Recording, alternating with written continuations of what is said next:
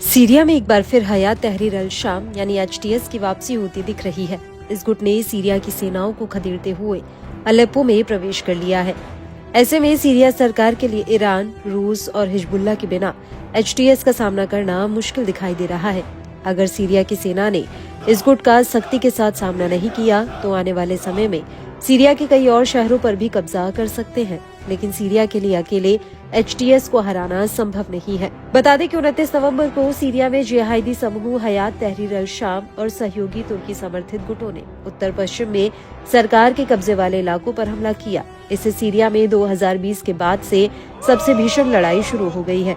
Syrian observatory for human rights के प्रमुख Rami Abdel Rahman ने कहा कि लड़ाई मुख्य उत्तरी शहर अलेप्पो से 2 किलोमीटर दूर तक पहुंच गई है।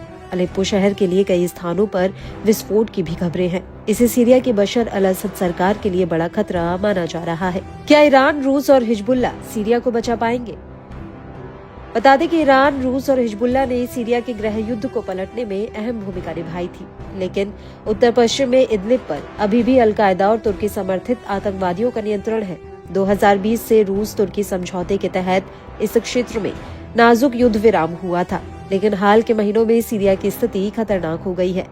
इस वक्त हिजबुल्लाह इजराइल से लड़ने में व्यस्त है, रूस यूक्रेन युद्ध में व्यस्त है, ईरान में इजराइल के साथ युद्ध जैसे हालातों में फंसा हुआ है। ऐसे में मौका देखकर अल-कायदा और इदलिब के अन्य आतंकवादी अलेप्पो पर हमला कर रहे हैं। जिहादियों का अलेप्पो पर सबसे बड़ा हमला। जिहादियों और उनके तुर्की समर्थित विद्रोहियों ने 29 नवंबर को सीरिया के दूसरे सबसे बड़े शहर अलेप्पो पर हमला कर दिया। ये जिहादी कत्लेआम मचाते हुए अलेप्पो में घुस गए। इसके बाद इन जिहादियों और उनके सहयोगियों ने उत्तर में 50 से अधिक कस्बों और गांवों पर कब्जा कर लिया। यही नहीं, इन विद्रोहियों ने ईरान और रूस समर्थित सरकार की सेनाओं पर गोलीबारी भी की। ये सभी जिहादी अल-कायदा से जुड़े हुए बताए जा रहे हैं। इसे अब तक का सबसे बड़ा हमला बताया जा रहा है। इसमें 255 लोग मारे गए हैं। मरने वालों में ज्यादातर लड़ाके बताए जा रहे हैं। इसके अलावा 24 आम नागरिकों के भी मारे जाने की खबर है।